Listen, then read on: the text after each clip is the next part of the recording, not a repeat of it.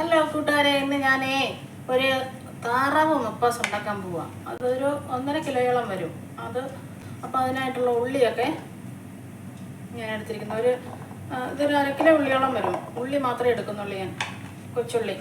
ഇത് തേങ്ങാപ്പാൽ എടുക്കാം, 2 കപ്പ് തേങ്ങാപ്പാൽ. ഇത് നമുക്കൊന്ന് അരയ്ക്കണം.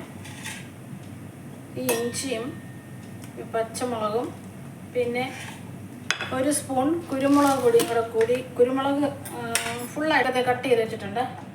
കട്ട് ചെയ്തു. പിന്നെ അതെ അരച്ചു താറാവിൽ പുരട്ടാനുള്ളത് ഇഞ്ചിയും.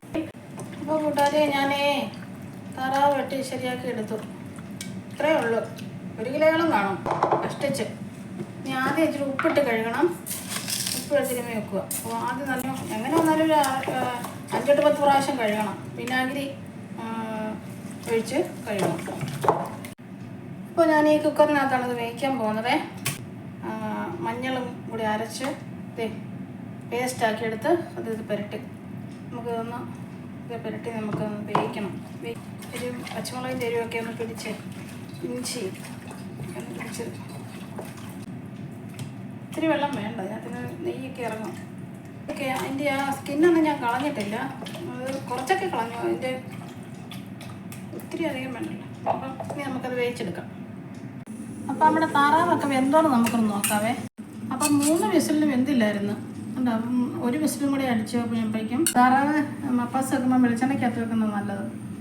അപ്പം അപ്പം നമുക്ക് ചട്ടി ചൂടായി വെളിച്ചെണ്ണ ഒഴിക്കാം.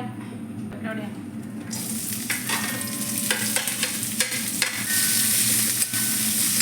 വഴണ്ട് വരാൻ ഉപ്പ് കൂടി ഇട്ട് കൊടുക്കും. അപ്പോൾ ഈ ഒരു രീതി നന്നായിട്ട് ഗോൾഡൻ കളറായി കേട്ടോ. ഉള്ളി നല്ല ഗോൾഡൻ കളറായി. നമ്മൾ കുതിർത്ത് വെച്ചിരിക്കുന്നത് മുളകും മല്ലിപ്പൊടിയും 3 സ്പൂൺ മല്ലിപ്പൊടിയും 1 ടീസ്പൂൺ മുളക് പൊടി, 1/2 ടീസ്പൂൺ മഞ്ഞൾപ്പൊടി, 1/2 ടീസ്പൂൺ ഗരം മസാലയും നമുക്ക് ഇതിനകത്തേക്കിട്ട് മൂപ്പിക്കാം. ഇനി നമുക്ക് താറാവ് ഇട്ട് കൊടുക്കാം. ഇത് 2-ാം പാല്.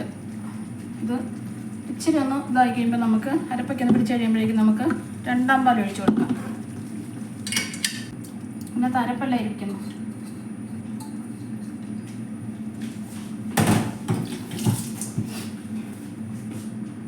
അപ്പോൾ 2-ാം പാൽ ഒഴിച്ച് ഗ്രേവി നമുക്ക് ആവശ്യമുള്ള അനുസരിച്ച് വെക്കാം.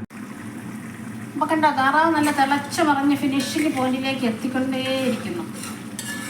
അപ്പോൾ നമുക്ക് തിളച്ച് നന്നായിട്ട് വറ്റി 2-ാം പാല്. ഇനി നമുക്ക് 1-ാം പാൽ ഒഴിച്ചു കൊടുക്കാം. അപ്പോൾ നമുക്ക് കടുകൊക്കെ ഒഴിക്കാം. താറാവ് ഓൾമോസ്റ്റ് റെഡിയായി.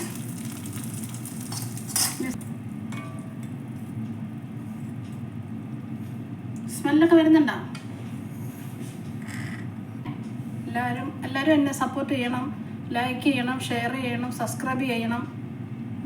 ഇതുപോലെയൊക്കെ പെട്ടെന്ന് ഈസിയായിട്ട് നമുക്ക് ഉണ്ടാക്കുന്ന രീതിയാട്ടോ. ഞാൻ വലിയ ആർഭാടമില്ലാത്ത രീതിയിൽ ഈസി ആയിട്ട് ഉണ്ടാക്കുന്ന രീതിയാണ് കാണിച്ചത്.